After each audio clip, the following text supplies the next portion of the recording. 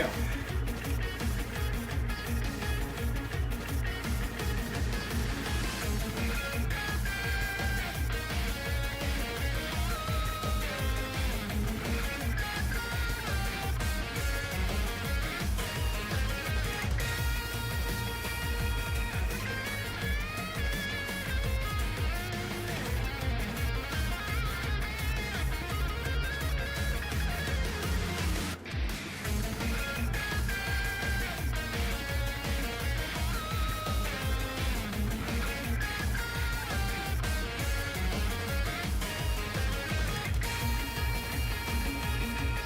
Alright, let's get started.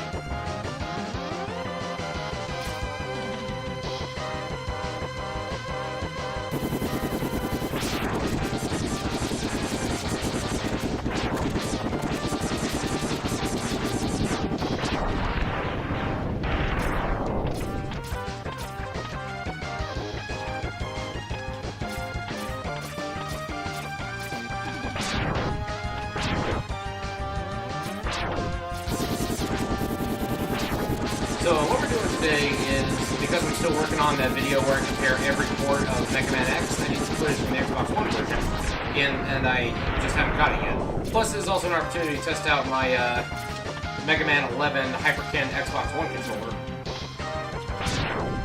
So far, so good. It did feel a little bit small at first, like, I got big hands and everything felt kind of cramped, like button-wise, but so far so good. We'll find out how things do once I actually unlock the dashboards.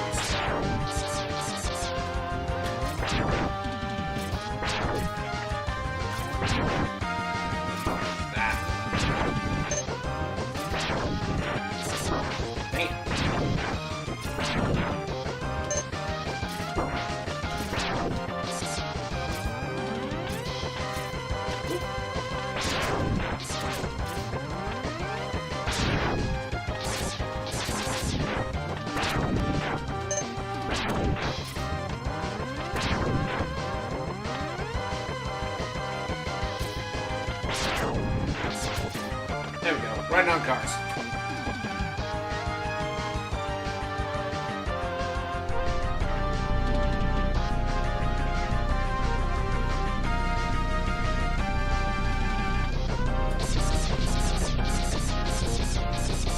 Where'd he go? Fly dropped another one. Oh, hello.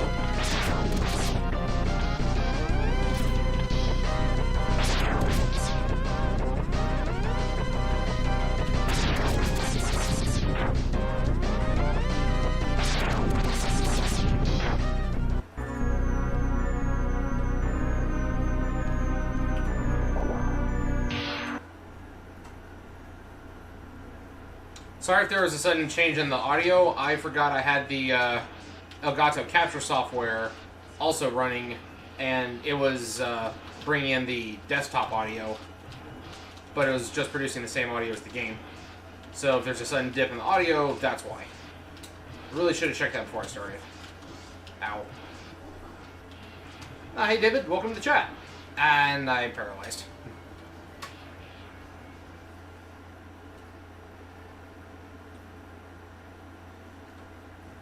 Just doing kind of a chill stream today, just getting some footage for a video. Testing out a controller I haven't used yet.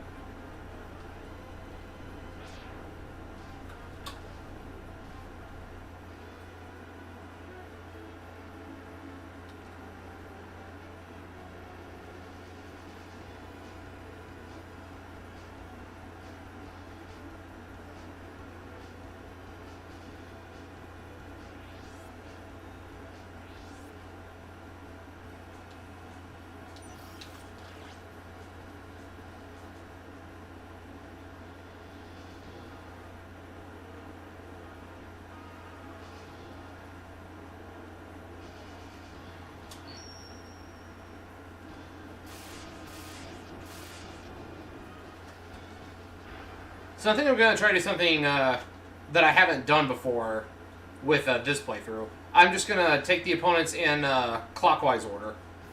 Just wherever the cursor starts, and I'm just going to follow clockwise. We start on Launch Octopus, we're going to fight Launch Octopus. Does mean I'm going to do some backtracking later to get other items with armor upgrades, but, you know, is what it is.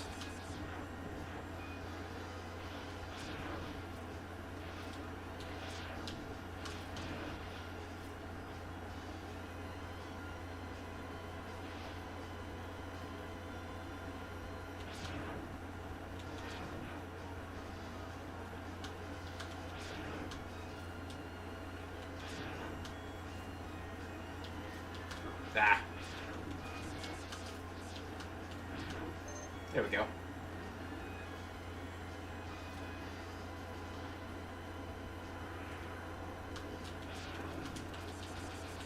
So, you doing alright today, David?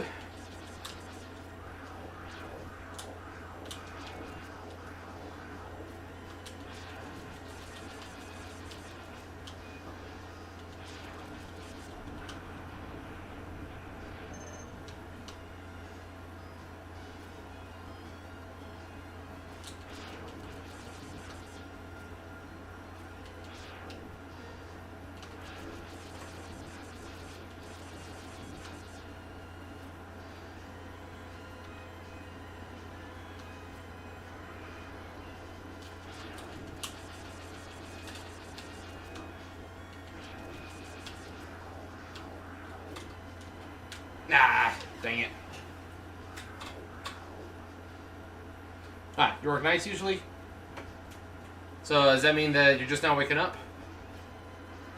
Because I know a lot of people work like late night shifts will sleep until like 2 or 3 in the afternoon.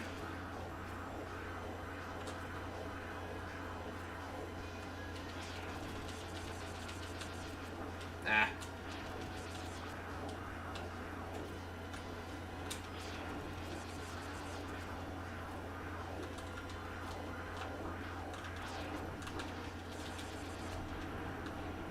That was lucky.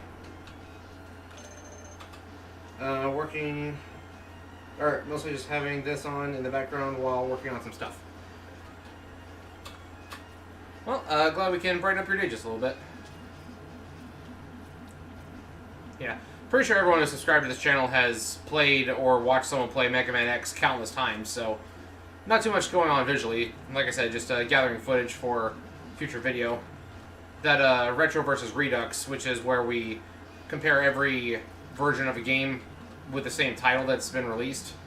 And the first episode I wanted to do was MegaMan X, and the only thing really stopping me like from actually beginning this script writing in earnest is that I haven't got any footage of the original like 1995 PC version, like the one that was on Windows 95 and DOS.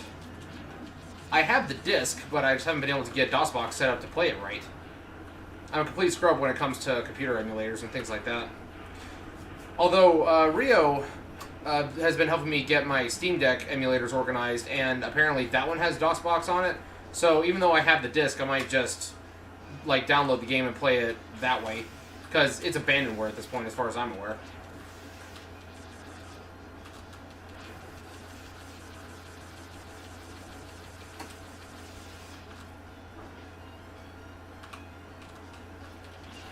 Unless I can just randomly find someone who's got a Windows 95 computer that they won't let me use for this. That's not very likely. Actually, come to think of it, I think I might know one person who might have such a computer. He runs a local electronic repair shop. He's got a bunch of computers and monitors and stuff just laying out around his office. Maybe I could go ask the nearby trade school. I remember when I was enrolled in school, I took some of the computer repair classes, and the trade school had a bunch of like really old computers. I wonder if they have one they'd be willing to let me use. Wonder who I'd even need to talk to about that. My dad's a teacher, so maybe he knows who I could ask, but he's been long since retired. Then it would be a matter of getting a recording device plugged into it, because, yeah, that might actually be possible. Just have to think outside the box for this one. Oh, hey, Sosmog. What about a virtual machine? I don't know how to set one of those up. Rio does, apparently, but we haven't taken the time to get it set up on my computer.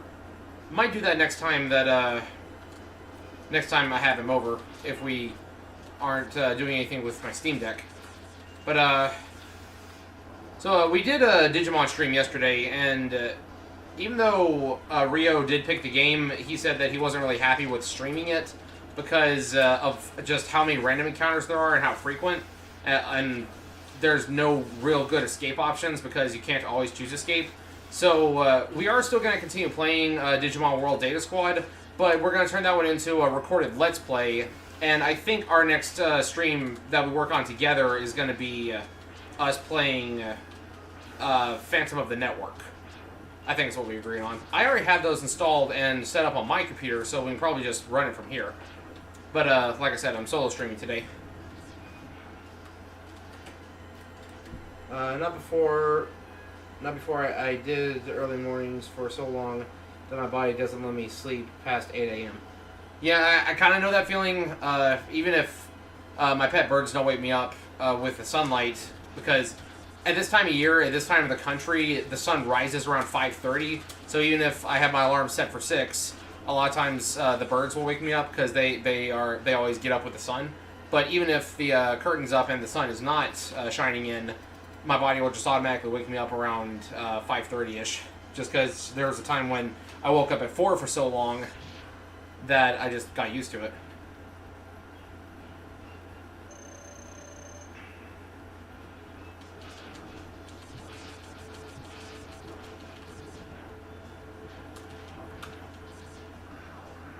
No, thank you. Don't want it.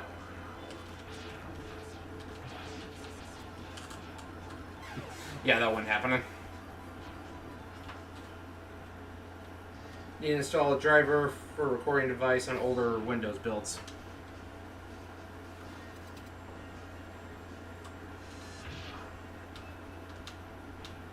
I was thinking just running a... like, I know that they have... like, an old computer tower will have a an AV out. Maybe not AV, but, like, it has outlets to plug into devices for audio and video. Like, you plug in a monitor, you plug in speakers, etc. Nope, don't do it. Don't do it. Let me go. Let me go.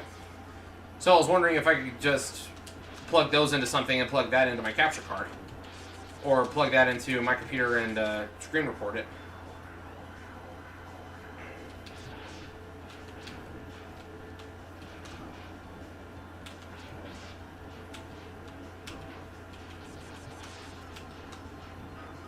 Dang. Trying to fight a launch octopus with little to no equipment is actually pretty challenging. And that was my last life. Well, let's try it again.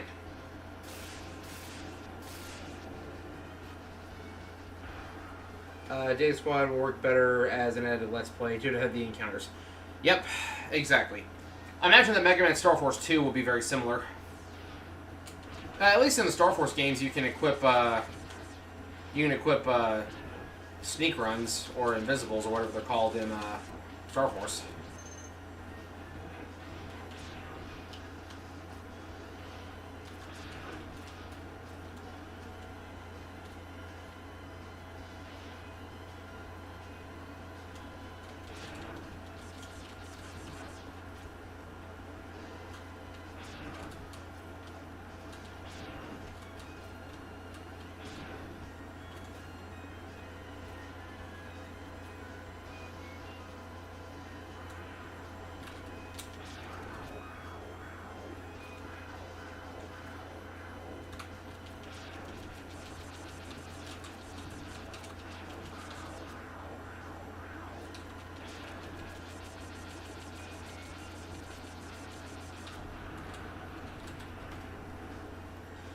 Wouldn't connect to the internet because older Windows builds don't have Update Defender.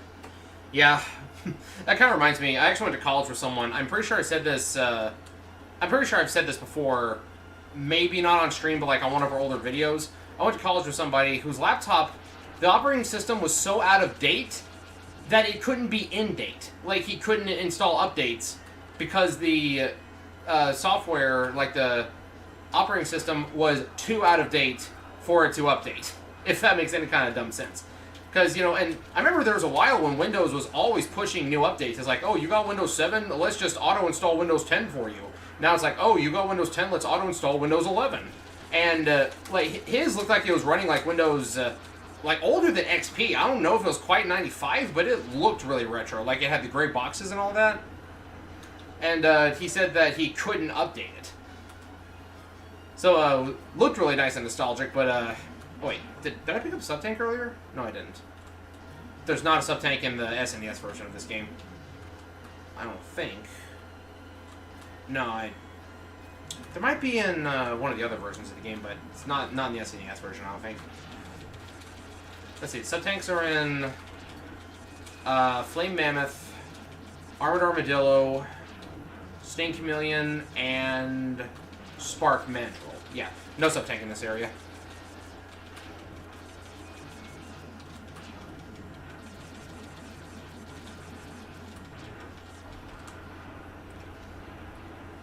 Ah.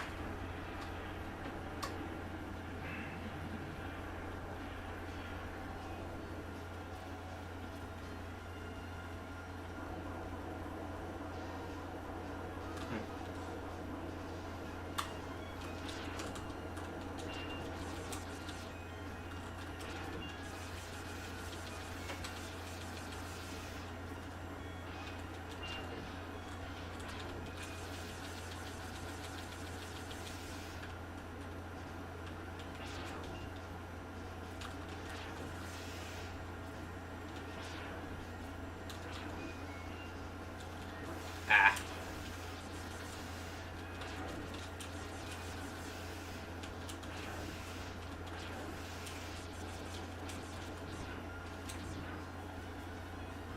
Yeah, give me some HP ups.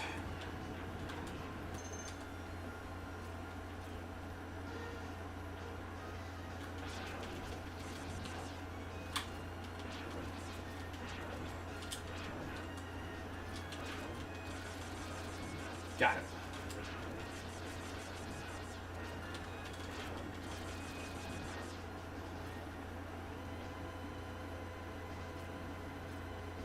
Needs more HP ups. Don't want to go in against him without full HP because I got destroyed last time. But I don't think there are any other smaller enemies between here and there. Do those pufferfish things give HP ups?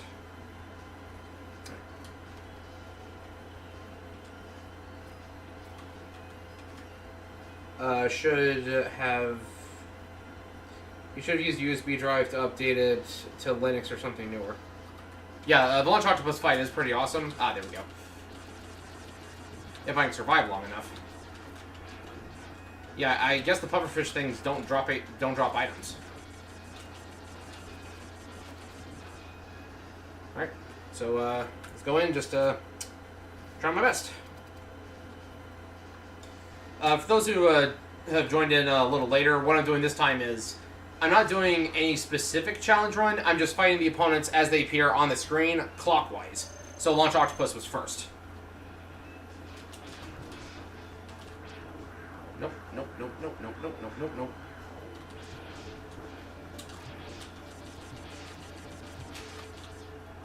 Nope, nope, nope, nope, nope, nope.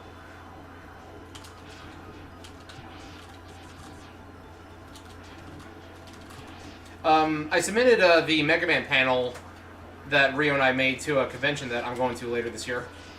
The convention is in October. I don't know if Rio's going to be able to go with me or not, so I might be flying this one solo. But we have a video of that panel on the channel. Alright, there we go. Now we're cooking. Ow. Got it. Achievement unlocked. In Buster we trust.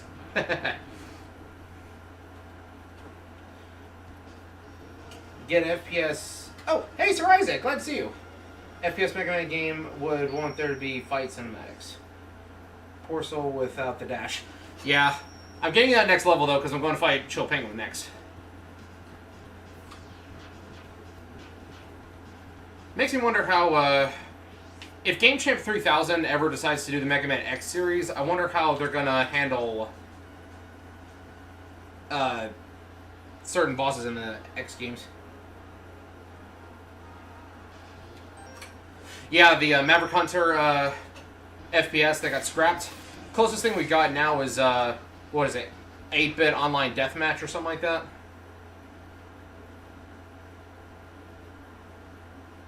I know there's like X online deathmatch and there's like 8-bit deathmatch or something like that. Basically, it looks like Mega Man Doom. Ow. Homing torpedo is one of my favorite weapons throughout the entire X series. I just spam homing rockets. Just fun.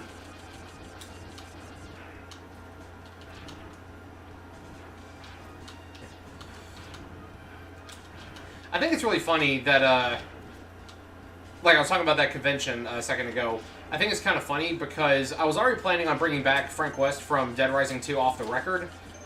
I had got a new suit jacket because my old one was getting kind of worn out, and I decided that I was going to bring it back because I missed cosplaying the character, because it always gets a good reaction, like everyone loves Frank when they recognize him. And then, right after I decided to bring the character back, Dead Rising announces that they're doing a remake.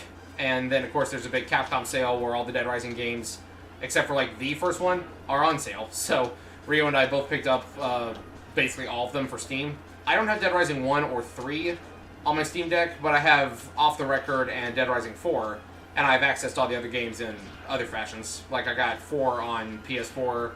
I have, we already played Case Zero, and I have Case West, which we're going to play soonish. I think our plan in how we're going to play Dead Rising going forward is going to be we're going to play the remaster of the first game, and then before or after, we're then going to play Case West, which is the canon sequel to Dead Rising 2, and is the kind of in-between to Dead Rising 3. Then we'll play 2 Off the Record, then we'll play 3, then 4. I don't know if we should play just vanilla Dead Rising 4 or if we should do the Capcom Heroes for our run. I've been messing around with both modes on my Steam Deck, and like, they're two different experiences. But it's also a thing of I don't really think that we want to run the campaign twice just to show both versions. Especially since Dead Rising 4 is like the most hated out of the entire series, except for like those obscure like iPhone ports or what have you.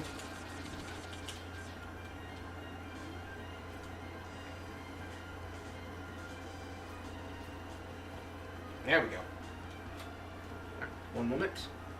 Wondering why you're absent from the last stream, was taking a shower, and those take a while. Got done near the time you ended the stream. Yeah, it'd be like that sometimes.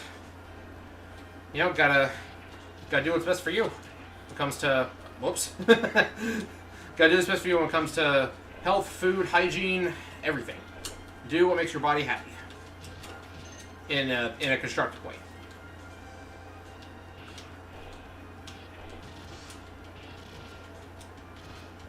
There we go.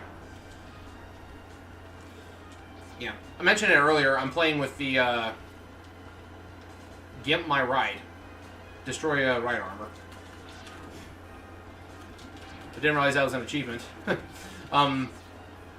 I mentioned earlier on that I'm actually playing using the Mega Man 11 Xbox One controller, and it is kind of tiny because, well, I don't know why they built it so tiny, but compared to my big hands, it doesn't fit very well in there. Like, I think they're going for SNES controller, but it's because of how it's shaped with like the slight grips and the triggers, it feels a little weird. So it's simultaneously small, but it's also cumbersome. And the one I got was very used, so the left thumbstick is kind of peeling, so I'm swapping between the thumbstick and the D-pad. That's why I accidentally jumped out of the right armor twice. Although I am playing better than I expected, because I thought it was such a small controller that it would hamper my movement, but I guess not. Not as much as I would have thought, at least. I don't claim to be an expert at this game by any stretch. I've just played it a lot, so I know most of the enemy's base attack patterns. Oh. I think Flame Mammoth is the next boss in the... going around the board. There we go. Flashing Blade says, dude, I do not say that. I absolutely do not say that. We do not say that. Working for a collab, and we live in the same time zone, and I go to bed at like midnight, wake up at 4 a.m., and he's still online. Oh, with how well the Battle Network collection did, do you think Capcom would do anything with Battle Network in the future? In any way, if it's not an actual game? If it's not just a game, then I have no doubt that we'll probably get some more chapters of the manga, if nothing else. And I think it's likely we might get a Discotek re-release of the anime on DVD or Blu-ray, except maybe the first episode of Access in English, because that one wasn't in the big re-release they did on YouTube. So there's been speculation that they call it the Master, the one that they send to the TV stations to air. It's been speculated that the Master for the English dub of episode 1 of Access has been lost. So that's why we got the Japanese version with localized subtitles. But we didn't get an actual English dub, high-quality episode of Access with the same censorship and everything. So that's the going theory. I absolutely believe that there is more in store for Battle Network. I mean, heck, even looking at the Dead Rising remaster that's coming out, we're getting Battle Network costumes. We're getting MegaMan.exe and LAN costumes for Frank West, in addition to Tron Bonne. I think it's kind of funny because, as you guys probably know, I'm in my 30s. I'm 31, and I do cosplay Lan Hikari. So it's kind of, I guess you could say it's kind of weird that you got this 30-year-old dude who's not exactly in the best shape cosplaying a 10-year-old, and I'm like, now I can say, oh, I'm just Frank West. Just Frank West dresses Lan. Praying we get English release of the anime manga. Yes, me too. Dead Rising 3 is better on Xbox One anyway because it's not missing the 4-player multiplayer mode. Well, only problem we have with that is if we want to do the is the multiplayer, it's online only, isn't it? Like, it's not couch co-op, it's not local. So, even though that is accessible, like, I think you're talking about the Super Ultra Dead Rising 3 Deluxe and Knuckles, whatever it's called.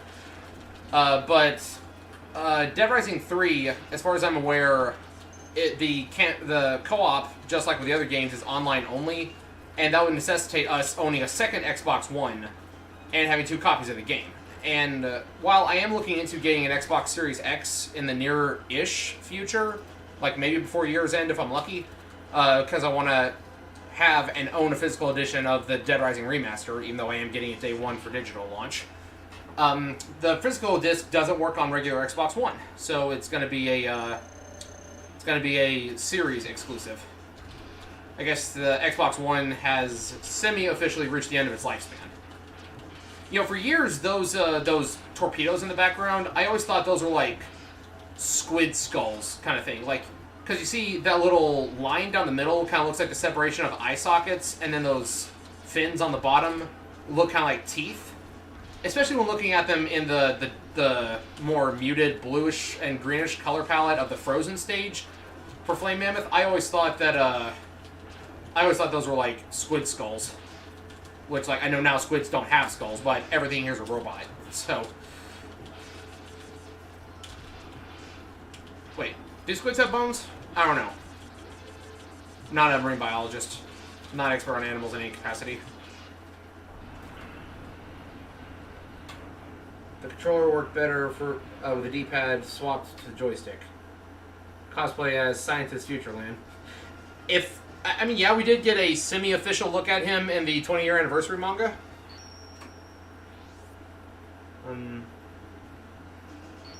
Wouldn't know because don't have Dead Rising 3, don't PC could run more 2 frames per second. I mean, same.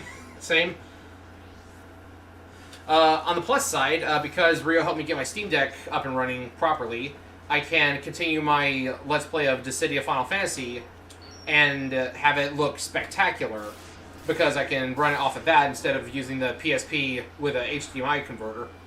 So that's going to be soon. I just got to get my save file transferred over.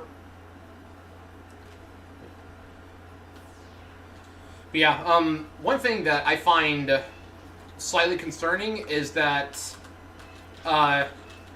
there's 2 Dead Rising games that are probably about to become lost media, because after this month, the Xbox 360 store is closing down, and I don't think they're available on the Xbox One store unless you already bought them for 360, and even then they might not be. Dead Rising Case Zero and Case West, they're both a prequel, prologue, and the direct sequel to Dead Rising 2.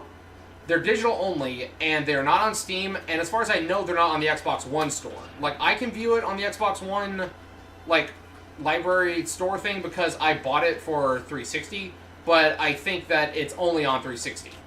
Maybe PS3, but, I think those are in danger of, becoming, you could call them lost media in terms of, like, legal distribution, but I'm sure that the games have been dumped somewhere.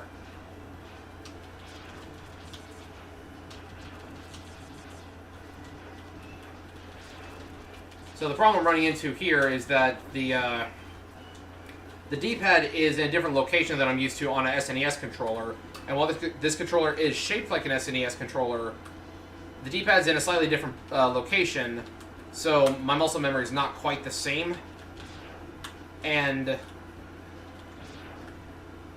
it's like my thumb is having to be stretched further out to hit it because it's closer to the center of the controller rather than being where it was.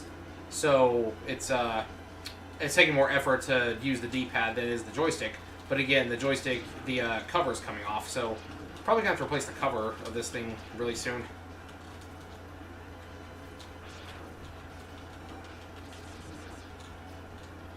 I remember watching a video recently that showed somebody get the heart on this level without having to use either shotgun ice or the boomerang cutter. I forgot how to do that though, and I'm not particularly interested in trying it at the moment. I'll just backtrack after I get the weapon. I have shotgun ice, but I don't have the buster up to make it charge, so I can't do the dash jump. Yeah, that piece of heart right there.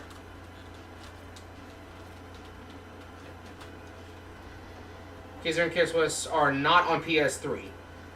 Hey, why are K0 not included with Dead Rising 2 HD Capcom? Right? There's like 5 places you can get that piracy-wise. I believe it. I was talking more so like legally speaking. RC8 HDMI from PSP sounds like hell. I have one of those, but I was actually using a direct HDMI converter they plug into the AV port of my PSP. But the PSP is having problems because the UMD cover door keeps acting like it's opening when it's not, and that's happening like in the middle of gameplay, and that doesn't make for good video production. So, you know, emulator for me, even though I have shown that I do own a physical copy of the game, and I have the means to record the physical copy, it's just that this makes for better videos. Paid good money for a Blu-ray box set of the EXE anime because did enjoy it when it was on Capcom's YouTube channel. Possibility of the rest being subbed is great. Yeah, absolutely. Like I would shell out in a heartbeat. Like if they announced it, I would save up and I'd drop for that day one. I would pre-order that sucker.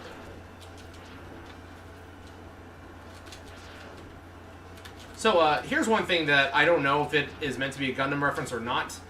But in the Maverick Hunter remake of this game, those little wall-crawling red things down there, they have the same color palette as the core fighters from Mobile Suit Gundam. And with how they look in Maverick Hunter specifically, it looks like they might be trying to be an homage to the core fighters. Oh, hey, Chief. Welcome back. Legally dump it if you hack a PSP. I was never able to get hacks to work on mine. Rio knows how to, we just haven't messed with it in years.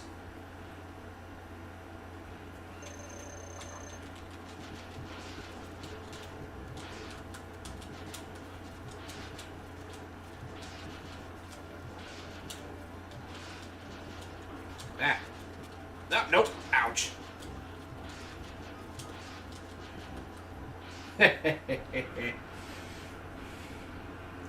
I love Homing Torpedo. Because without it, Boomer Kuwanger is one of the scarier enemies in the game. Because he can teleport all over the place, but that just halts him in his tracks.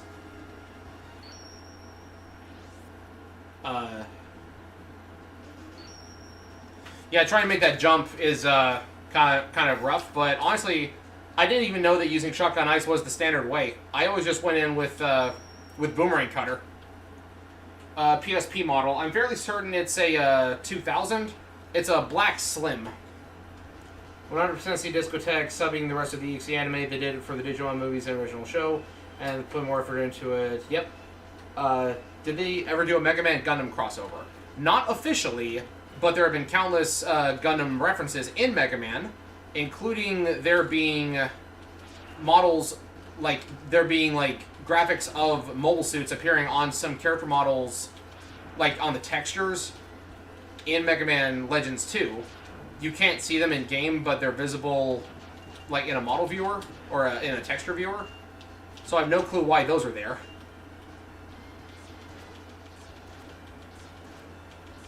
There we go. Yeah, going back through so I can use the Boomerang Cutter to get the get that heart. So I actually attempted a no upgrade run before, and I did use a passcode after I defeated Chill Penguin to make it to where he was defeated, but I didn't have the leg upgrade. Yeah, the passwords can do that for you. So basically, progress to doing that would be fight Chill Penguin, but never touch the dash button, leave the level, and then restart your game with having only Shotgun Ice. And then I've done a run and got all the way to Sigma's final form, but I couldn't beat him, just because I was going with no hearts, no sub-tanks, and I just wasn't, at the time, dedicated enough to try to actually beat him. I think it was also a no special weapon run.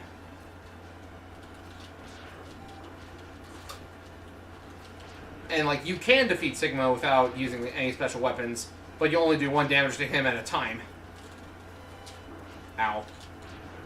Get up there. Sir Isaac, can you confirm if Case Zero is available on the Xbox One store? Or is Case West even available on the Xbox One store? Because, oh, you don't have an Xbox One. Right.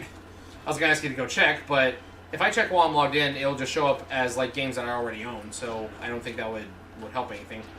But for fans of Dead Rising, because the Xbox 360 store is closing this month, I feel like that is actually a bit of a concern. You know, for those who do not wish to partake in piracy. There we go.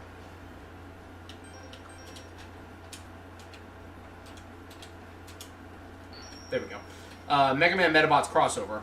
Outside of the mobile game, yes, they absolutely should do that. They have done several in the mobile games, though. Built a Gundam model kit with a friend once. Do you remember which one it was? Apparently they had to recreate some visual parts of the Digimon show Just Get in HD. That's some work they put in. Yeah, that does sound like a lot of work. Alright. Sting Chameleon's next.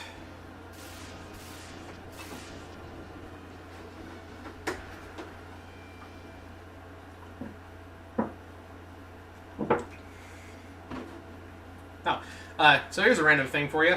Y'all know I streamed Metal Gear Rising a couple days ago. Apparently, that video has gotten age restricted and limited monetization.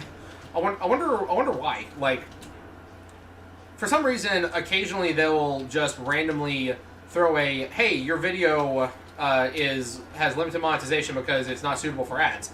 Most of the time on streams, you can just be like, hey, just double check it because it's a bot that flagged it for something stupid.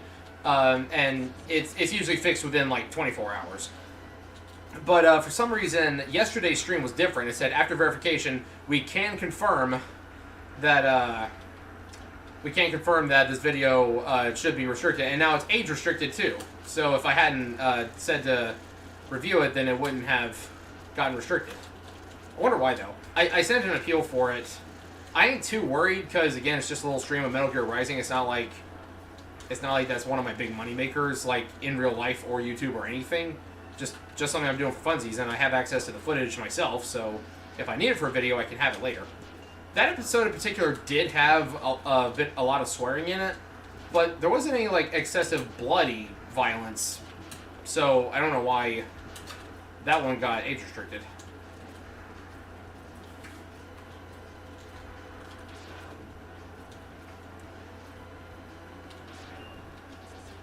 Oh.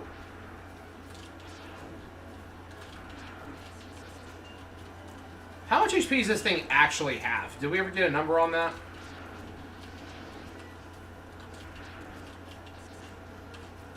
Nope.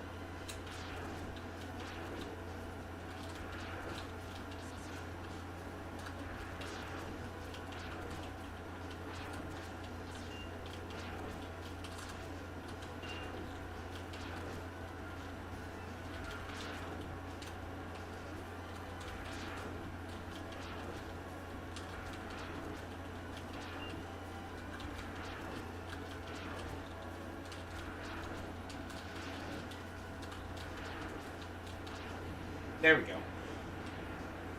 Maybe someone in the game swore. Oh yeah, there was a lot of swearing in the in-game dialogue. Because gore that is animated is allowed on YouTube Kids. No one even uses YouTube Kids. As far as I know, it's all just regular YouTube. Is it because of the game itself rather than us? That's what I'm checking on. Like I said, most of the time with the stuff we stream, if we ever needed to not be limited, we'll just say, hey, just double check this with an actual human instead of a robot. Same with Rick and Morty, yeah. They work, the work they put into these release last episode of one of the shows, because I heard something in the last episode. You're talking about Access, yeah, there was one episode about Aquaman, or Spoutman if you prefer. It's called like Spoutman's New Hero or something.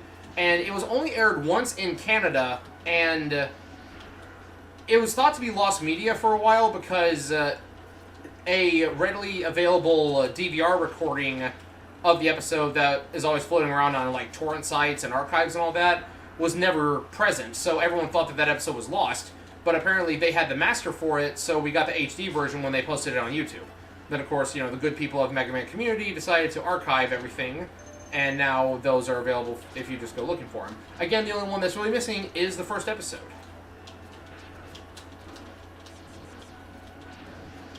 So there's a part in Maverick Hunter right here where if you shoot the tree, like the trees are blocking your path, you can climb on them, you gotta shoot them to get past. Kind of a weird decision. I wonder why they did that.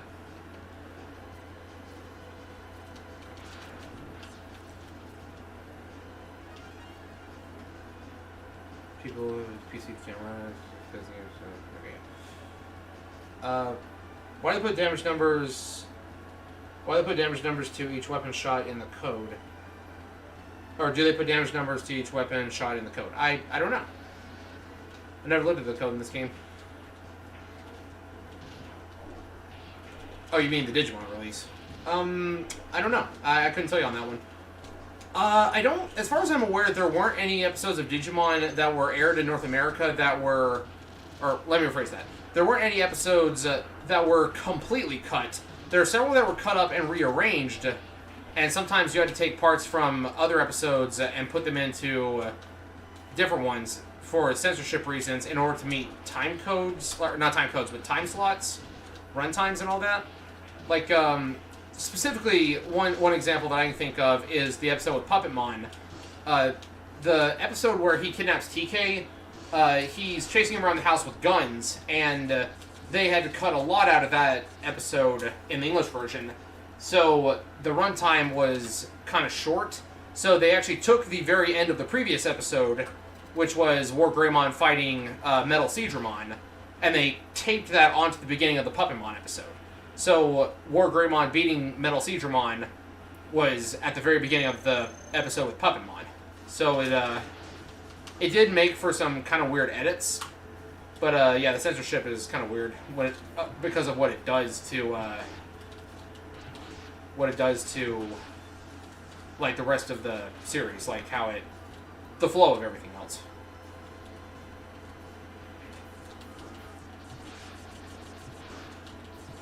Oh wait, I have his weakness. What am I doing? I completely forgot that he's weak to Boomerang Cutter. I don't even, like, my brain did a reversal on me before I chose the stage. I looked at the icon, and I said to myself, yes, Sting Chameleon. I was like, okay, what's his weakness? His weakness is Chameleon Sting. But I don't have Chameleon Sting yet because I haven't beat Storm Eagle. Chameleon Sting is Storm Eagle's weakness. I just had complete brain fart there for a minute. Kids use YouTube and not YouTube Kids, so YouTube Kids, this serves purpose. But screw over smaller creators. Friggin' right?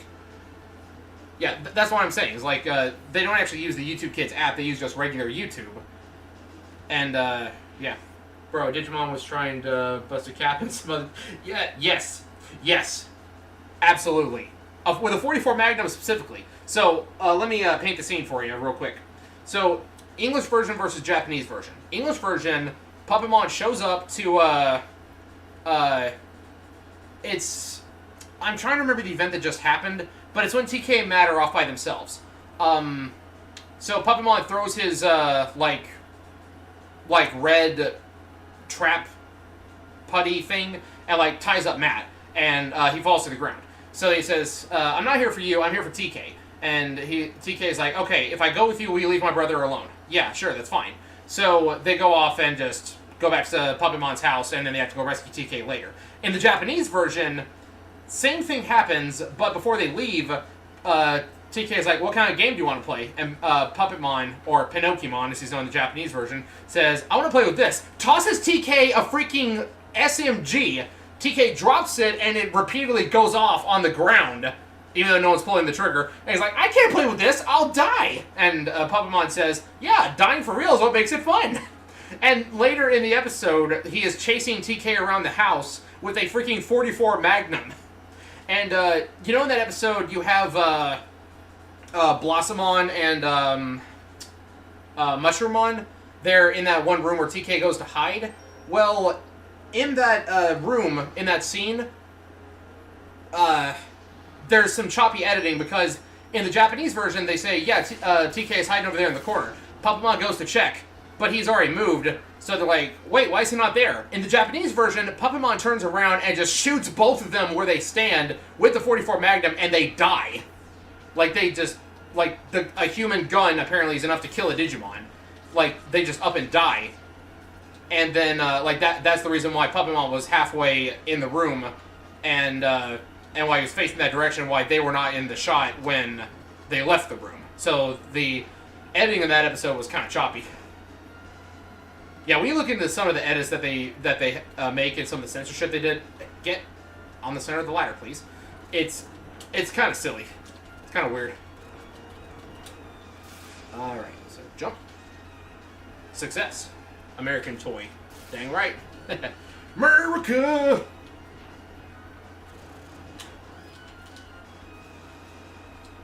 You know, I always have a hard time going back and forth between what my favorite music track in this game is. Spark Mandrill's theme is always up there.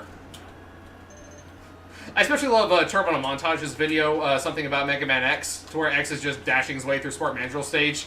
This Spark Mandrill comes in and challenges him to a guitar battle. Alright.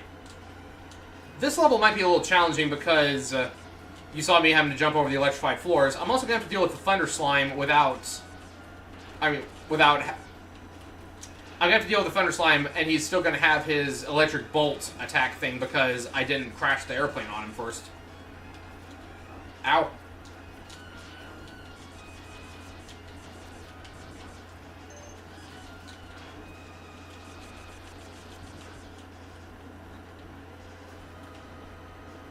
Alright, before we actually engage the mini-boss, gotta check... Oh, he's already active.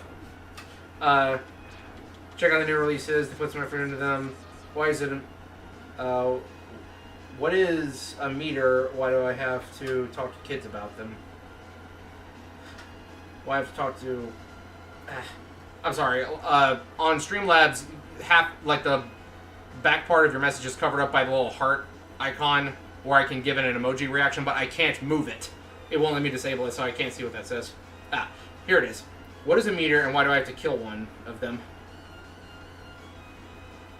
Or, oh, them, yeah. Favorite joke in Turtle Montage's video. Oh no, you're a wall now. That's right, X. Alright, here we go. Oh, okay. So dashing is not a good idea. Okay.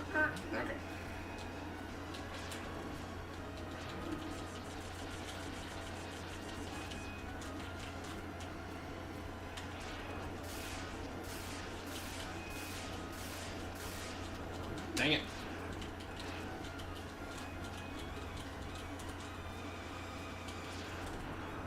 Huh. That was a lot easier than I remember it being. My usual strategy is just to blast it with Storm Tornado until it falls apart, but I guess that Storm Tornado doesn't do as much damage as just charge shots because it probably only does so much damage per frame, and it's got iframes at times. I always love doing this, just letting the guy just spin out for a minute. It's so mean. Whoop. Boop. Nope. Boop. Boop. Ah. There we go.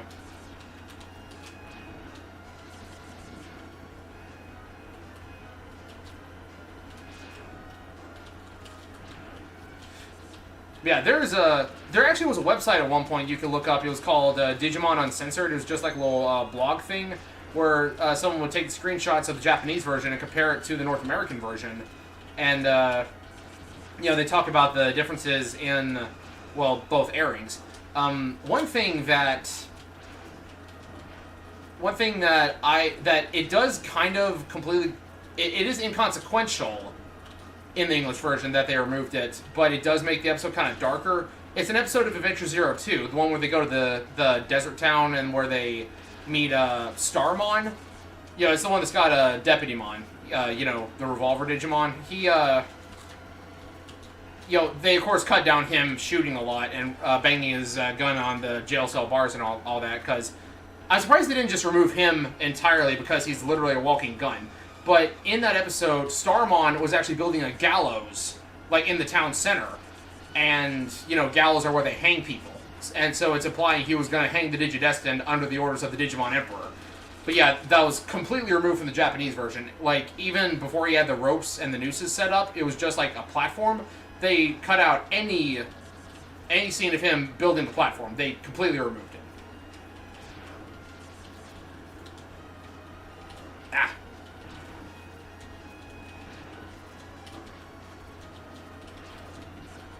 Oh. That was close. Pose X, mate. Yeah. Doing the Geddon dance. South Park Uncensored, but it was the whole episode. Yeah, kinda.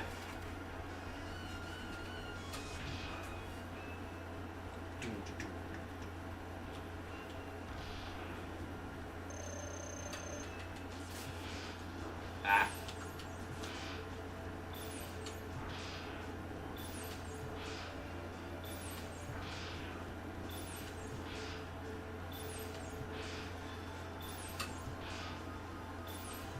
Oh. Fire too soon. And thus, a lot of future X bosses were handicapped due to Spark Mandrill. They decided to take Spark Mandrill Syndrome and paste it on basically every boss in the X series after X5.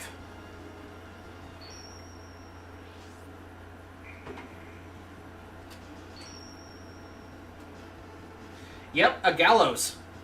Yep, like, the platform where they got a trapdoor, you stand on it, they put the rope around your neck, they drop it, and you're hanged. Yep.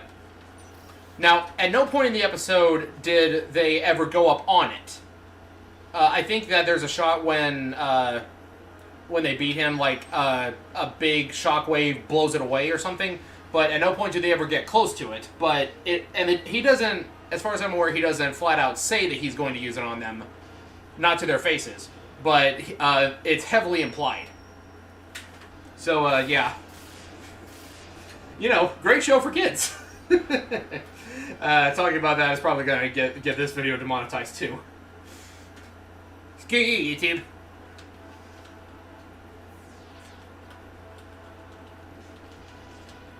There we go. Now, I wonder when Terminal Montage will eventually get around to doing something about MegaMan X 2. Of course, I'm still waiting on him to completely finish the Ocarina of Time videos. He's all the way up to the Water Temple, and I actually asked him on like in the comments sections of one of his videos if he was planning to do like a big compiled release of all of them once they're done, and he said that he would, most likely would with additional footage. So we're basically getting a Terminal Montage Ocarina of Time movie. That dash wasn't fast enough for that. Like after the entire game is over. So if he's already beaten the Water Temple, he's beaten the Forest Temple, Water Temple, and Fire Temple. All that's left is Spirit Temple, Shadow Temple. Okay. Is it me or is it the controller? Am I mistiming my jumps or?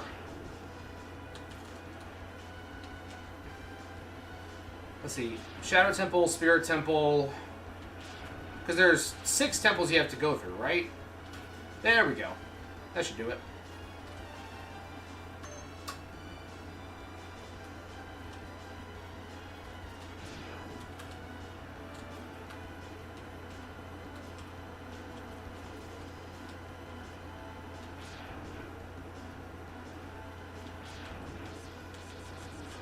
I'm just drawing a complete blank. I'm pretty sure that there's another temple. Shadow Temple, Spirit Temple, and Ganon's Tower, of course. Oh, wait. There's 5 temples, but there's 6 sages, I think. Because, yeah, there's Rauru. Then there's 1 sage per temple. Okay, yeah.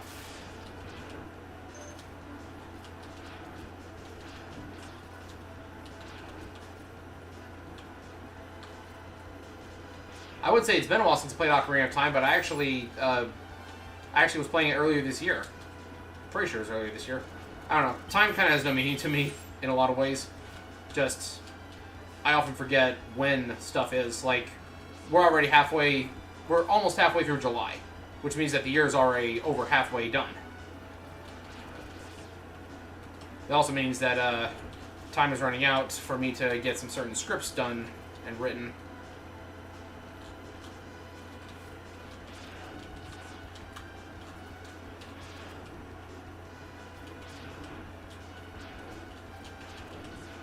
Oh, right. I need to go back to Chilpenguin's level and get the heart from there.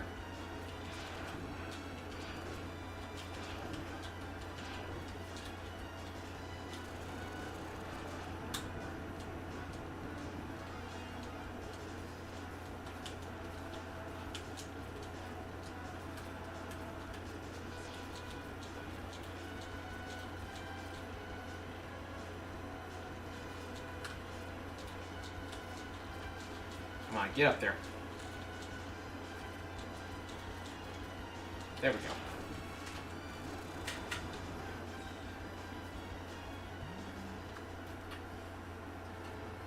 go. What the actual F is going on in that series. They are seasonal war robots. Don't forget the well. Yes, yeah, that's where you gotta get the lens of truth. Probably a combination of input lag and a used controller. 2016 was don't freaking remind me. Yes. I swear, ever since that year, time has just been going by simultaneously entirely too quickly, but also extremely slowly. Just... You know, we actually started up this channel in 2015, so that means that in January, that will be the 10-year anniversary of this channel. And I have nothing special planned for it at the moment, because I don't know what I want to do. Honestly, I'd hoped that we'd be further along with our... with some specific content than we are. Like, I had, like... In my brain, I had roadmaps for a bunch of different videos that I wanted to do, and chain them all together, but due to one reason or another, it ended up not panning out that way. And we are where we are now. And then we pivoted and started making mostly Mega Man content.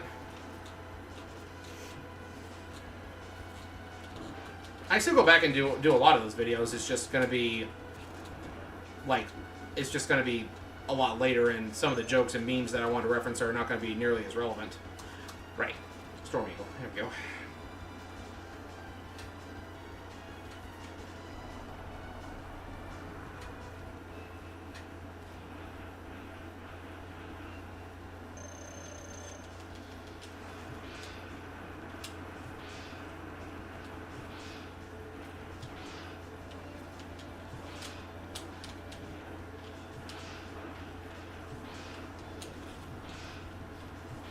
Now, I remember during my armorless run, this is one of the hardest bosses to fight armorless because of Storm Tornado.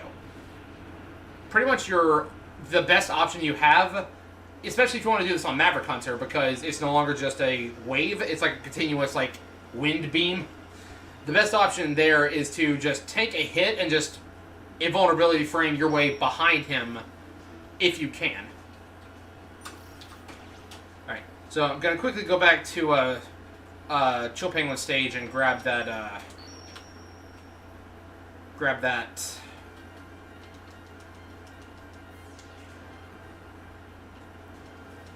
heart piece. And it occurs to me I also completely skipped the sub-tank and Flame Mammoth stage.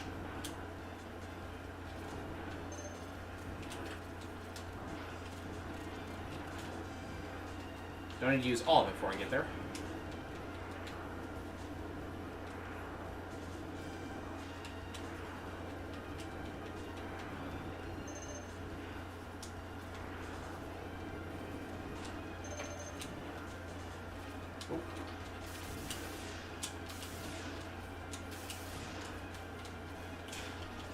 So, I do have a couple of videos, like little short videos planned to do here soon. I just need to figure out how I want to structure them.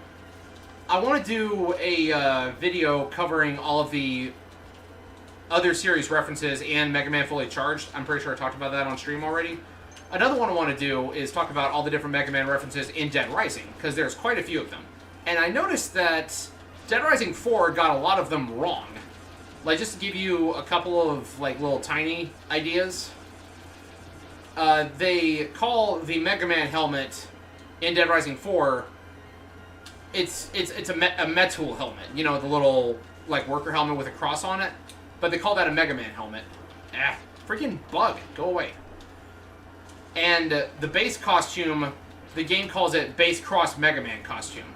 Even though that's not even remotely what Base Cross Mega Man is. I mean, it's not like this is new exactly, because even as far back as Dead Rising 1, the so-called Mega Man costume, it's really based on Mega Man X. Which I get they might have been trying to say that's what it looks like in that world, because it's, like Mega Man has a movie coming out in the Willamette Theater, and in the cardboard cutout that's what he looks like, but it's still not Mega Man, it's X. At least they got Proto Man's costume looking right in, Off the Record. Which was a DLC for Frank in Marvel vs. Capcom Infinite, by the way. They have a Zero exosuit in Dead Rising 4. I'm not going to complain that that one looks too odd, because... I'm not getting the Buster, I'm going to get the Zero Buster. I'm not going to complain that that one doesn't look completely accurate, because it's not meant to be a costume, it's a exosuit. It's like an armor Frank can get. Like a mecha suit kind of thing. So, it's okay if it doesn't look entirely accurate.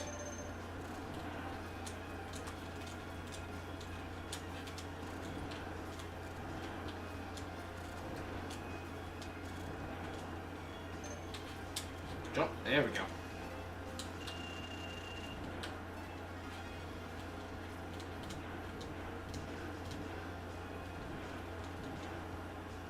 Nice. Alright, on to the last stage. They did not give crud, did they? I'm going to say no. Capcom Vancouver apparently wanted to do a lot different than what Capcom Japan was asking them. And I mean, okay, how do you call Classic Base, his costume, how do you call that Base Cross Mega Man? Mega Man's costume was DLC in Ultimate Marvel vs. Capcom 1, correct. And it appeared in Tatsunoko vs. Capcom. Yes. Is Storm Eagle sending child soldiers? Perhaps. Star Force Iceberg, maybe. Someday. Someday, but not today. Riding on carts. Whoa. Well, that didn't work.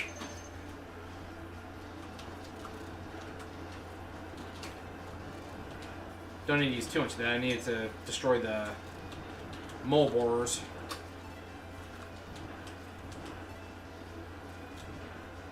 I say that I continue to use it.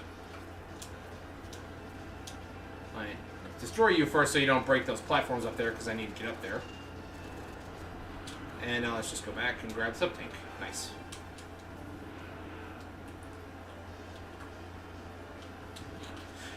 Yeah, they also gave you it's sometimes called the light armor, the X1 armor. They gave that to the main character of Dead Rising 3. I can't remember his name though. I think it's Nick. So you got Chuck, Frank, and Nick.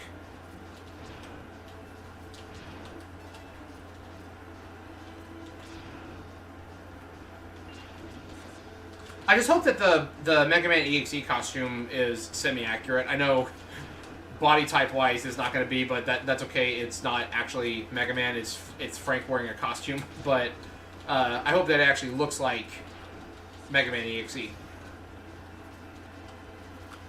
I wonder if the costume will also give you Mega Man EXE's Mega Buster. And I wonder how they're going to do like Dead Rising 1 Mega Man costume in the remake if you have the Mega Man EXE costume. Because I know that we're at least getting the Cerbot heads. Those are there.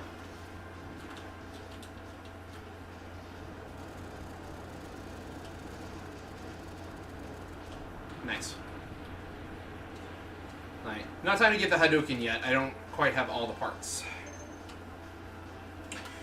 Did you know that voice clip in the files from Marvel's Capcom 3, the references attacks Tatsunoko vs. Capcom that didn't make it into there?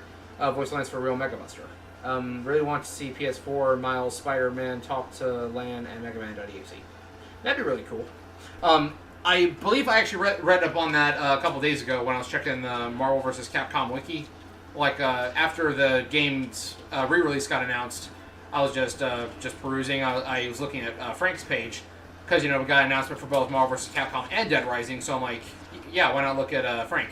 I do remember reading that, and it kind of makes me sad that we don't have the Mega Buster in Marvel vs. Capcom. Especially when the costume is there. I think it's funny that that costume is X, even though it's Mega Man, and then Zero also has a DLC costume that turns him into X in the same game. And yet X is absent until Infinite. I actually made a meme back before Marvel vs. Capcom just plain Dillo. That's funny. Before Marvel vs. Capcom Infinite came out, I made a meme where it's the... I don't remember the guy's name. I don't remember the name of the commercial, but it's the I don't always, but when I do meme. You know, stay thirsty, my friends. That guy. And I put X's head on it, and it said, I don't always appear in a fighting game, but when I do, it's as a skin and not as a playable character. I was referencing Marvel vs. Capcom and Smash Bros. Because you got the Mii Gunner costume, you got the Zero costume, but X himself wasn't playable. And then Infinite came out and rendered that meme completely obsolete.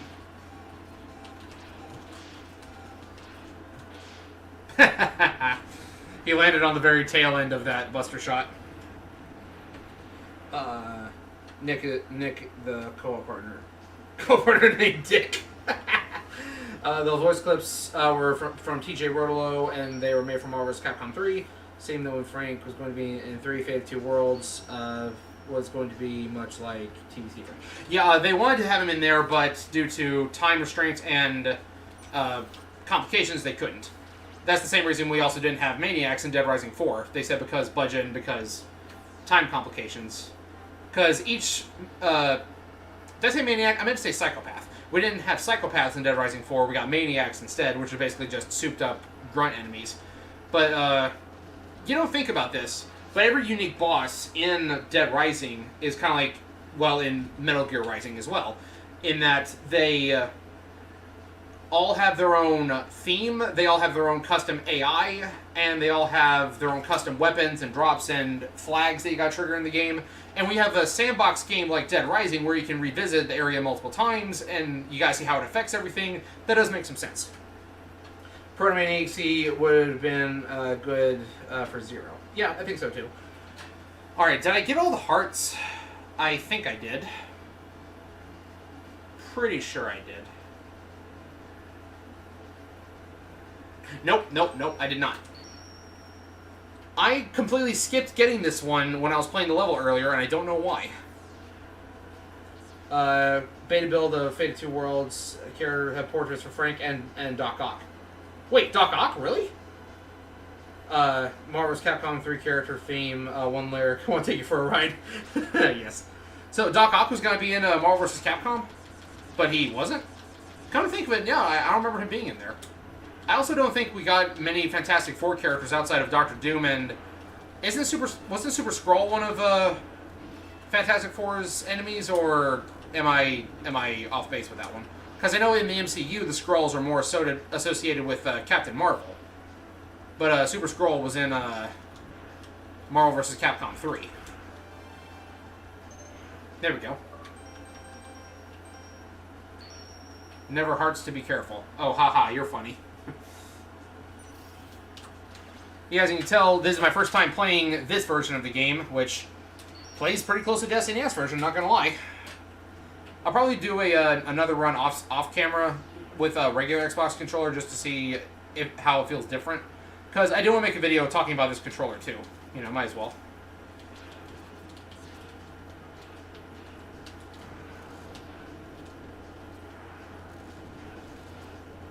Ow.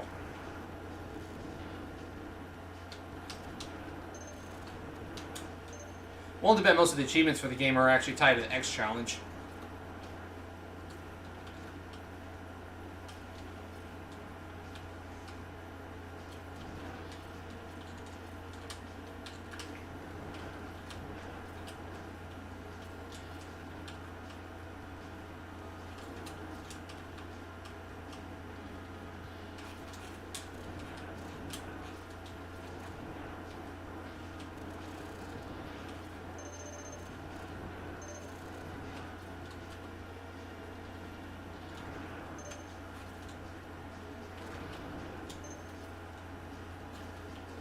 There's a glitch you can do to bypass the cutscene trigger, but I've never been able to pull it off successfully. It involves wall jumping off the little gap right there and jumping into the boss door before you actually trigger the cutscene.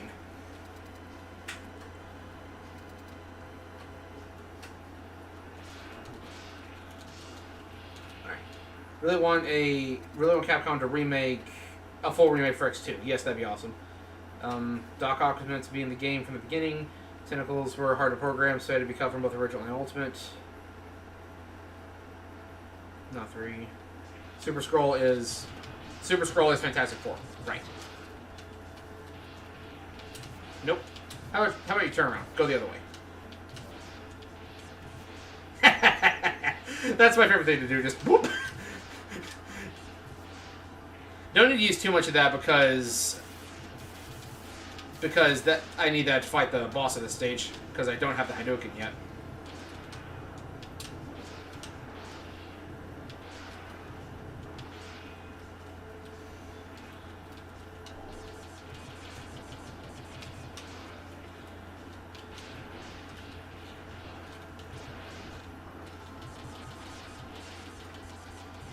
We even have found files in the full game that reference him having a theme ready to go.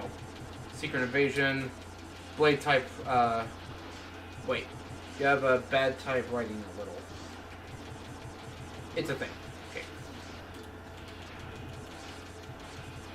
Nah.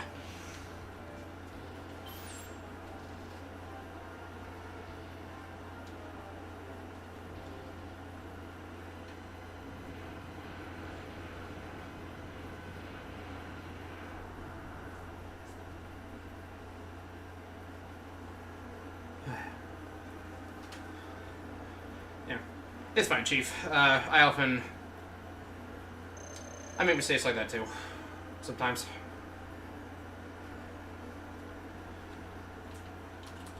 officially, Vile's weakness is Rolling Shield, but I always found Homing Torpedo was just a better option in general. It hits him further away, it follows him, it can hit him off screen. It does just as much, if not more damage. Okay, maybe slightly less per hit, but you can follow up with like 2 in a row. So yeah, Homing Torpedo is just a better option. The game is amazing, looks beautiful. I really did like Maverick Hunter X. I did have some complaints, but I'll save that for the full video breakdown. Yep. X, take my arm parts. Okay, rip. Just,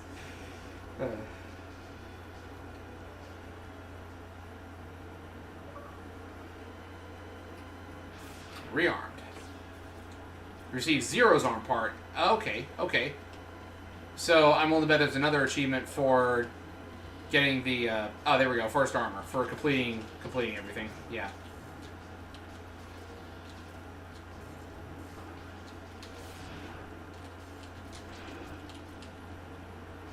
So Think Geek, I think it is, they released the X Buster prop thing. I kind of wish that they would release one for first armor for default armor X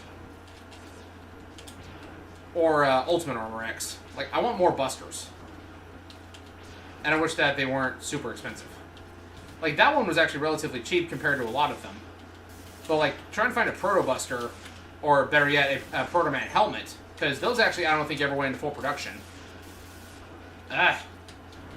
All right, you know what? Here. There we go.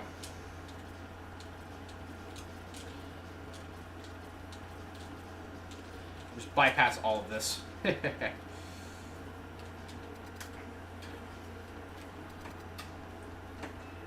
There's a mistake lyric form over Capcom saying, I want to take misheard lyrics.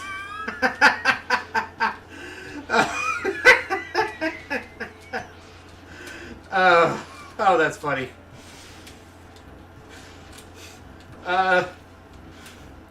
No comment on that one.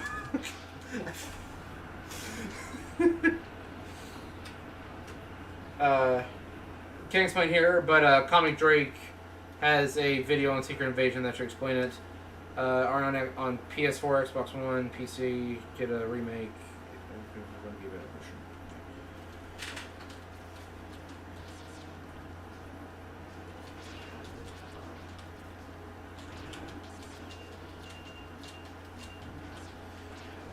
So, question I have now is, we've gotten the Mega Man Game Boy games on Switch Online. Does that mean we're going to get the Extreme games here soon, too? Because I love the Extreme games.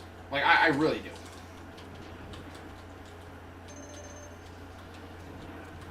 There we go. When all else fails, kill it with fire.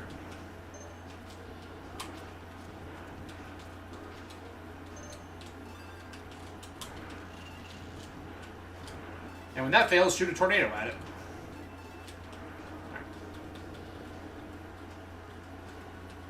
Alright, here we go.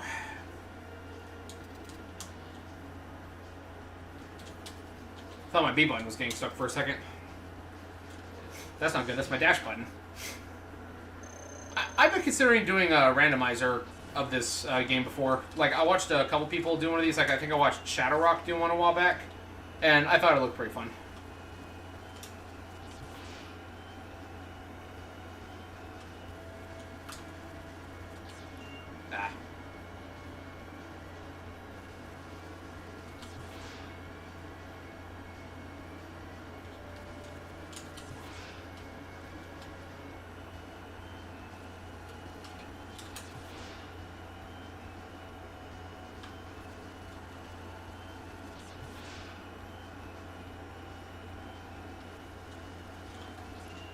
Too soon. Okay.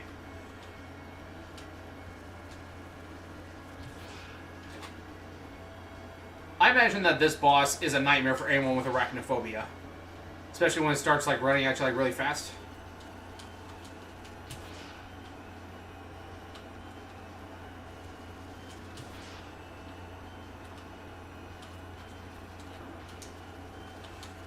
Ah, freaking tiny spiders. Got it.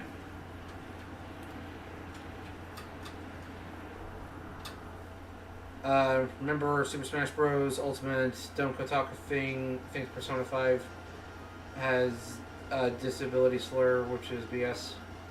Maybe X Collection 3. Needed research to understand the lyrics. I didn't read the Kotaku article, but I also don't read a lot of Kotaku because I don't find them to be fun or even entertaining or credible or anything. So, a lot of the stuff that I have read on Kotaku has always just been garbage takes, so I'm just like, you know what? Let's not.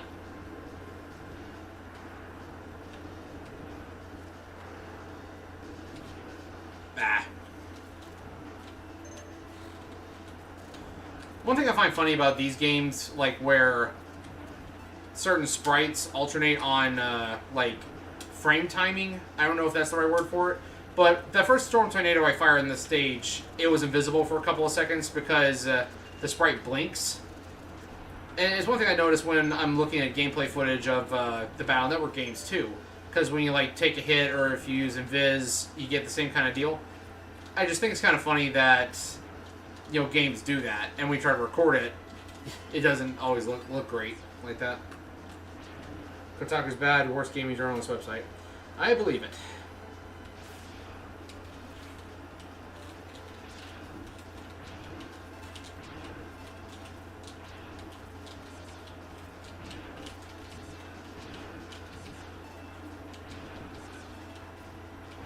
I keep seeing so many, like, clickbaity titles from, like, Kotaku, like, they just get recommended to me on Google sometimes as, like, from Kotaku, Forbes,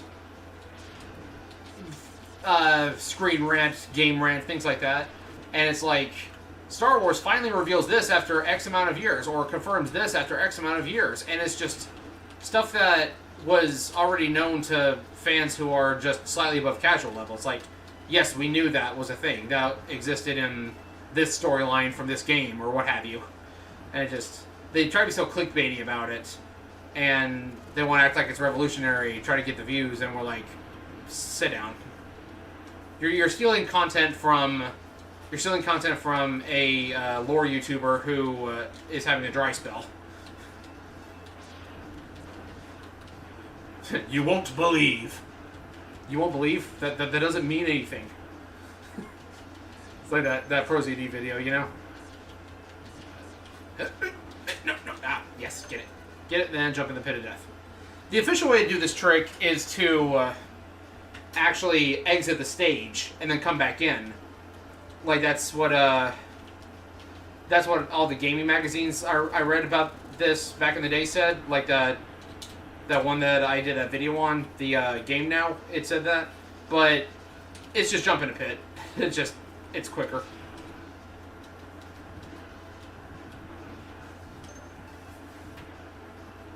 There we go. We good.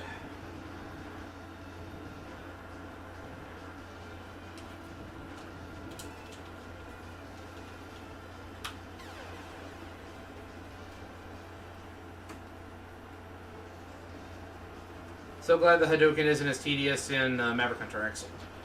Pretty sure it's the same process. Maybe it's only like twice instead of like 4 times, but same basic process from what I remember. I also like that. Oh, I don't know if I like it or dislike it that in Maverick Hunter the Hadouken will kill literally everything. Like, it can even kill Final Sigma and will kill. Like, it doesn't kill Vile's right armor because that is immune to everything. But it will kill Final Sigma and it will destroy the Molbors, which in this game it doesn't. They take 2 Hadoukens to kill.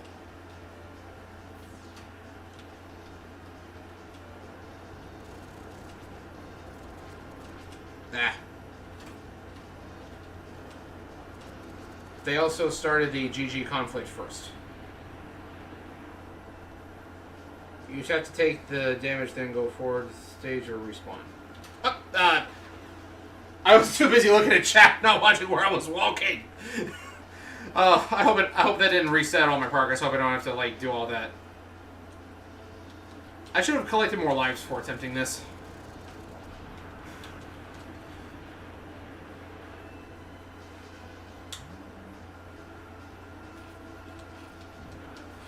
That was particularly egregious because I stopped right in front of the pit before I fell in. Oh.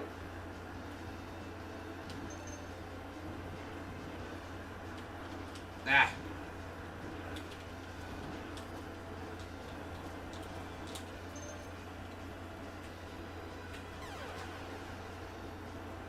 Oh, you just have to not take damage when you go through the stage or respawn. Okay. Draw my bed, so he lost a digital pin, ripped apart the bed, trying to find it, see. That was on my nightstand.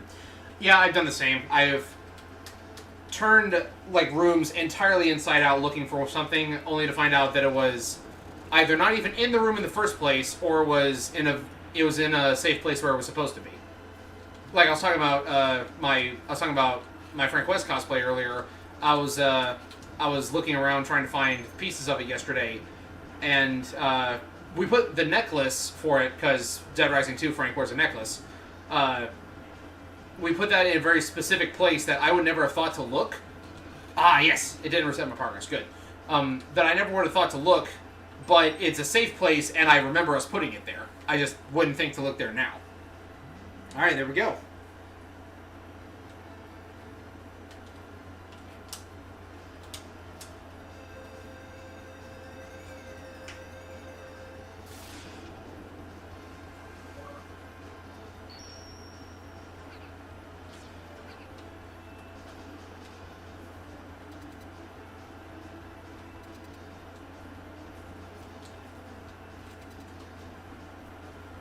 Fun fact, the old PC version, you can actually collect all of the energy capsule and climb back and the Hadouken will be there.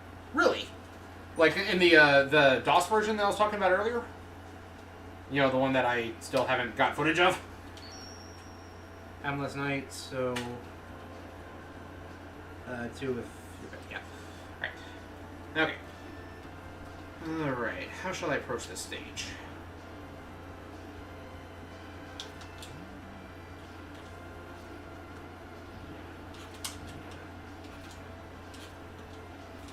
Don't need to use too much of this because that...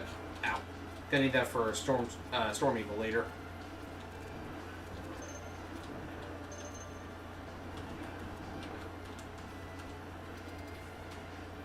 Alright, Chill Penguin, you're first.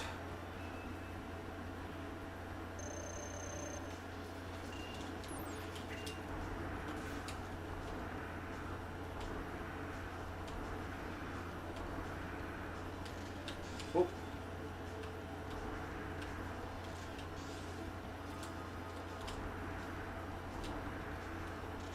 Whoop.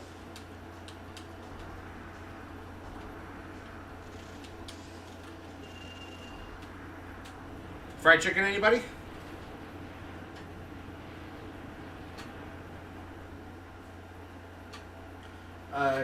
Considering cosplaying Frank next year, when the con that thing year comes back, have an excuse to get a can.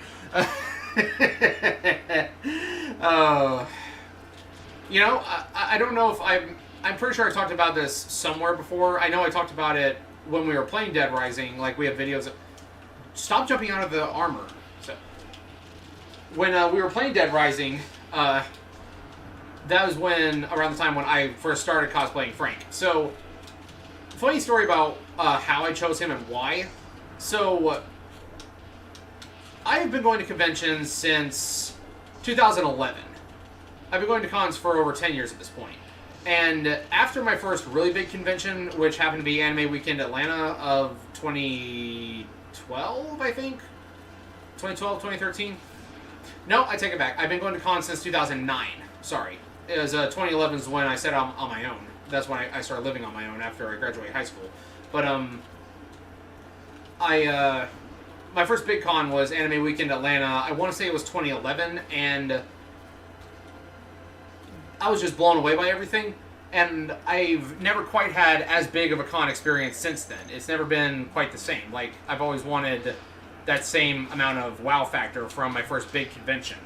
And I've never gotten it since. You know, kind of sad, I know. But, so, at one time, I was trying to come up with strategies to make myself enjoy cons more. and I started looking, what did I do back then that I'm doing differently now? Like, aside from my money not being as expendable because I'm an adult. What's different? And one thing I noticed was I took a lot of pictures. And I just took them on my phone. And, that was back before I had a smartphone, so the picture quality wasn't great. So I was like, what if I started taking a camera to a convention and just taking all the pictures I could? So I started looking around for cosplays that a camera could work with. And one of the ones I settled on was Frank West. And that was back before I even played Dead Rising. But I had played Marvel vs. Capcom 3 and Project Cross Zone. And I saw him in that. I was like, okay, might as well. Let's give this a try. So then after that, I played Dead Rising, and I just really took a liking to the character. And now that I know the character, it's a big time whenever I'm at a con and people see Frank. They always think he's cool. And yeah, it gives me an excuse to carry a camera and take pictures. But because of my need to be accurate with my cosplay, I was actually looking into what kind of camera he carried. In Dead Rising 1, it's a Nikon D100, which that thing is super obsolete at this point. And I did buy it. I took it to like 1 or 2 cons, but the photos were not very good because I had no experience using that kind of camera, and again, it's very old. So I eventually settled on a camera that looked close enough to his to satisfy my eye for detail. And then I just called it good enough because I wanted to get the actual camera, or one that I think is the actual camera he uses in like Dead Rising 2, then it would cost more money. So I just settled on one that was good enough. Now, I can't remember what this guy's weakness is exactly. Is it Chameleon's thing? Yeah, I think it is. Yeah, there we go. Do not destroy the nose while the walls are closed. You will regret it.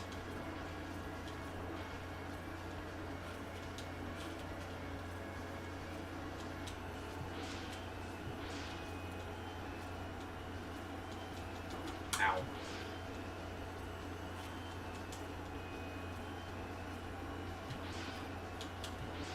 One more shot. There we go. Another part of it's going to be very easy to put together. Indeed, indeed. Chill Penguin could not live in Arizona. You're back. Oh, welcome back, David. Yep, we're still here.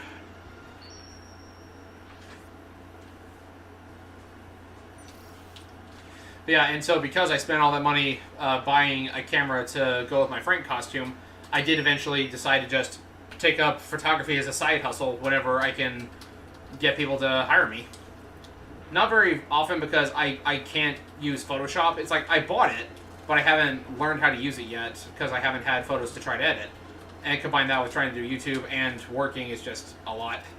But yeah, I do photography, like I do budget photography on the side just whenever the opportunity arises. Like whenever my wife goes to she is into Lolita fashion. Not to be confused with the book of the same name. It's completely unrelated. She is in the Lolita fashion community, and whenever there's a meetup, she often will have a photo shoot, so I'll tag along with her and take photos for her.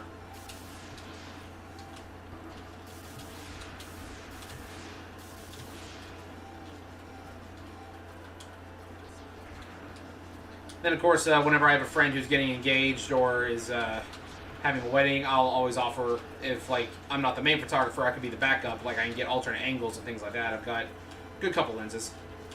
So yeah, video games got me into photography.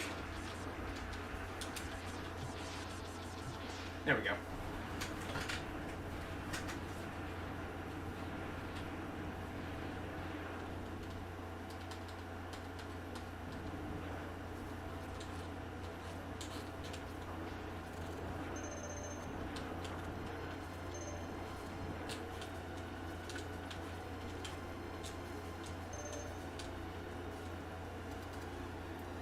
You know, Sawswong, I don't think I could survive in Arizona either. A lot of deserts out there, ain't it? I can't stand the heat where I live now. I could not handle a desert.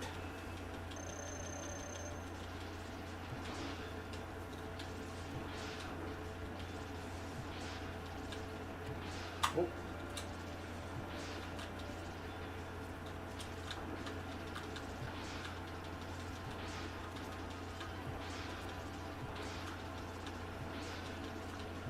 There we go.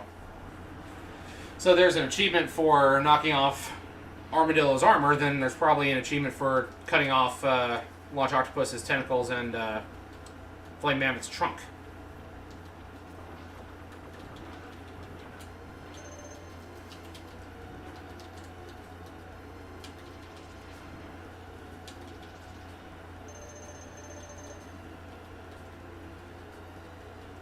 There we go.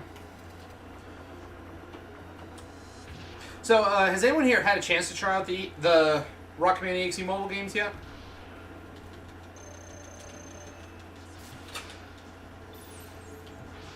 I haven't really watched any video spoilers, but a lot of people have been seeing on Twitter, they're saying that it does have some really clever writing and has like really good story direction, despite it being a mobile game of all things, for like a flip phone.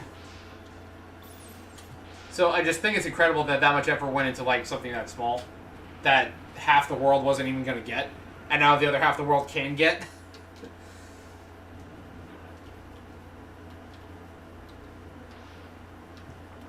Yeah, that's probably going to be the next stream that Rio and I do. I did mention it earlier, but oh yeah, you know, David, you were here. You were the first one in the chat. So, all right, here we go.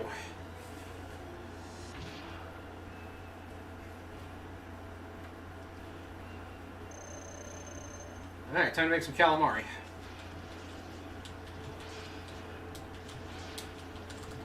There he goes. What, no achievement?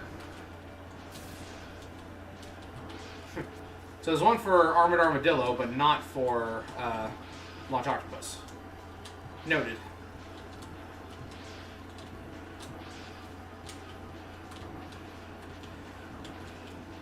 Back in the day, I think my brother and I figured out that that quirk completely by accident. We were fumbling through the weapons trying to figure out what his weakness was, and I don't think we had Rolling Shield.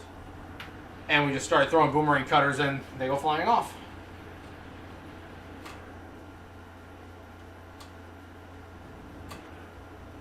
Feel they put in the effort because that's the only way they're going to get it. Maybe.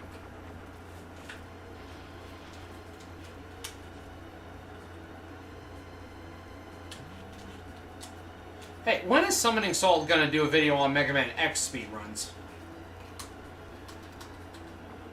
Like, we've seen him do the history of MegaMan 2.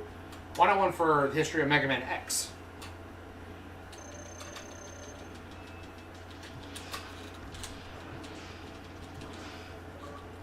Okay, so there's one for Flame Mammoth, too. Nobody knows my summer. Okay, that's funny.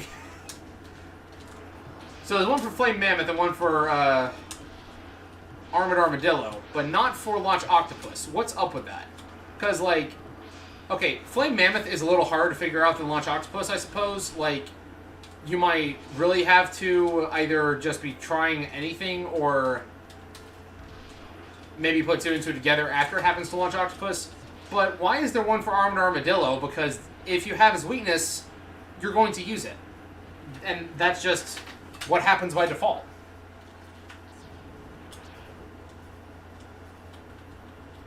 Alright, I think this guy's weakness is Chameleon Sting.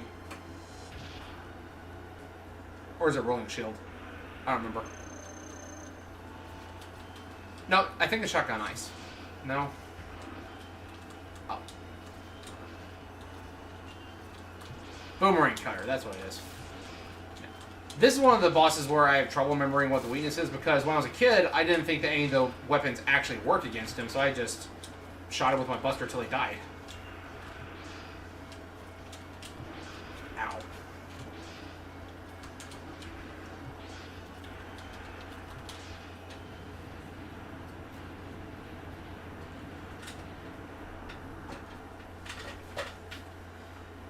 Made full game on phone, makes you think how they could have done if each game... They spaced out the games a little further apart and had more time with each one. Yeah, I agree with that, because the cracks do show in the Battle Network series sometimes, especially when you think about that they were released on nearly a yearly basis. Sometimes twice a year. Like, they were just plowing through the games. It's like the ABGN said about the original games. They were like a machine, just constantly Sometimes my wall climb, my jump button isn't going up when I tell it to, without a full press. So it feels like the developers are a machine just churning out game after game after game. And sometimes the cracks would show. Betrayer, you say?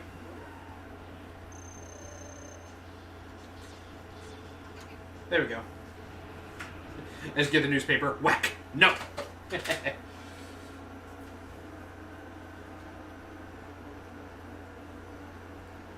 Alright, here comes the Duel of the Fates. Cloak comes off, lightsaber comes out.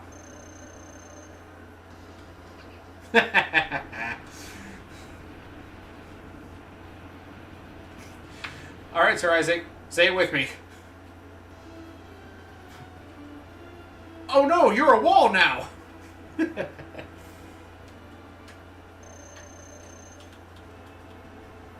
Ah. Too busy looking at the other hand.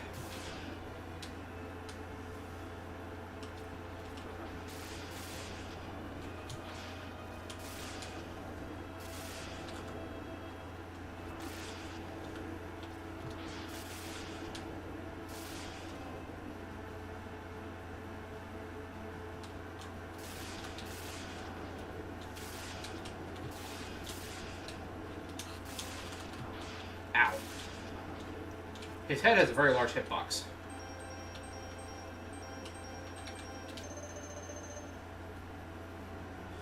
One thing that I don't like about the first X game, and I think the second and third one did this too, they fixed it in some games, is when if it doesn't take an entire sub-tank's worth of energy to fill up your HP bar, it still takes the whole sub-tank.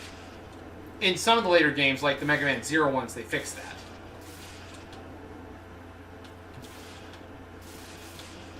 Ow.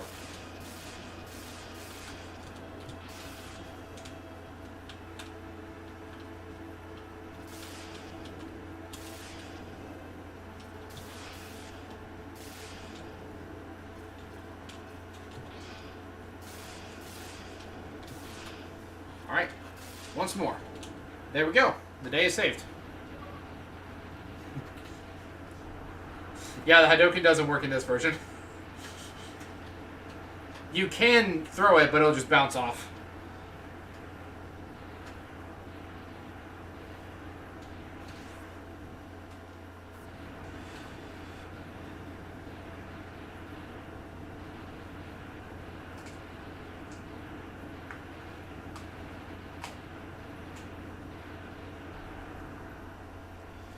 So I at least managed to run through the game with the custom Mega Man controller with not too many issues.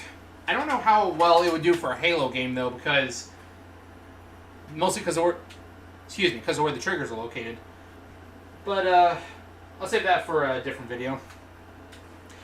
Second phase can only be damaged by rolling shield and the arm part for a charge shot. That's why Zero gave it to you. Yep. The developers want to make sure that even if you're going for an armorless run, you had a way to fight Sigma. That's also why there's like endless spawning caterpillars, so you can refill all of your weapon energy if you die and refill your sub-tanks.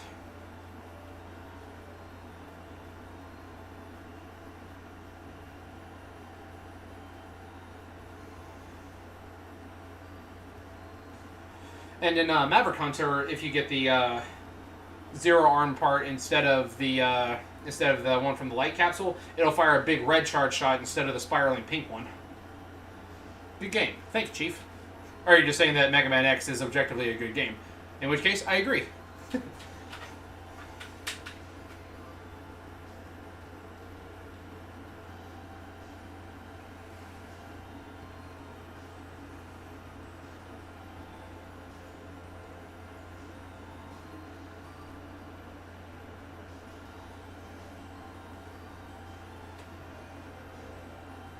Personally enjoy the remake of the game more, but still respect the original. Yeah, I can respect that. There's definitely a lot to love about it.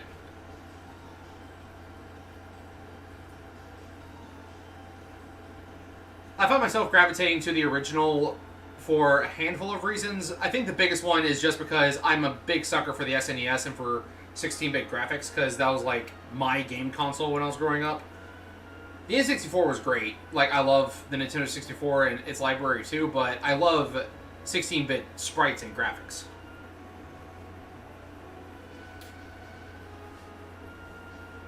Gunvolt. The Astro Striker is here.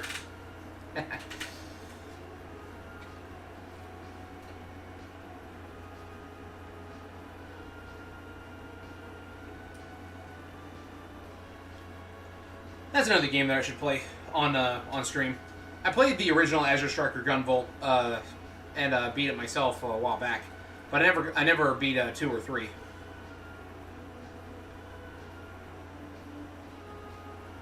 Rangdamenda. About the remake is how the story is done. That's actually where I have some problems as opposed to the original. Haven't played this game in years because of Maverick Hunter. There's actually some things that they changed about the story in the remake that I don't like as much. The biggest one is the theming about X growing stronger and not being able to defeat Vile in the first stage. Like, that sets the tone for the rest of your adventure. That's like, you want to grow stronger, you want to prove to Zero that you're worthy of being a Maverick Hunter. But if you're allowed to beat him in the first stage, then all that goes out the window. Gunvolt and a few mega likes. Yeah, like 22XX and Berserk Boy, the like. Yeah. Yeah, I definitely do really appreciate the voice acting, especially with Mark Gotha as X, and the Vile campaign is one of my favorites ever, and I think that the final boss of Vile's mode is my favorite Mega Man boss battle in anything. Like, any Mega Man game. So yeah. But I'll elaborate more on that when I actually get to the full video of it. So yeah. That's the end of the game, and I've already streamed this one on the Wii U before. Again, just footage gathering, so not really much else to do here. Just guess we'll just chill out till the credits roll. Just hang out and talk. Fine by me.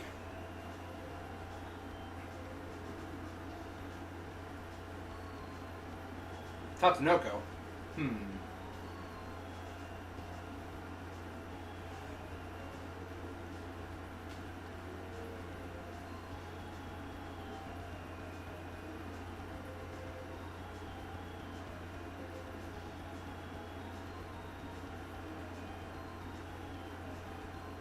Professor F.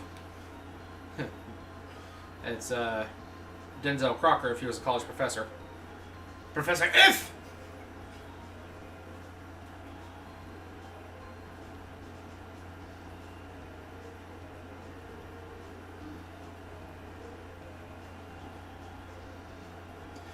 Yeah, in this era of gaming, on the SNES version, once you got to the end, this screen wouldn't change until you turned off the console. Like, the next screen, it would just sit there and stare at you. Defeat X first. Zero gets second phase like X does. Even a unique voice line for dying first. I think I remember that. Because I played that count multiple times. I played that fight more times than I can count. Ah, there we go. Achievement. How long will he keep fighting? Good question. Cannot be earned in Rookie Hunter mode.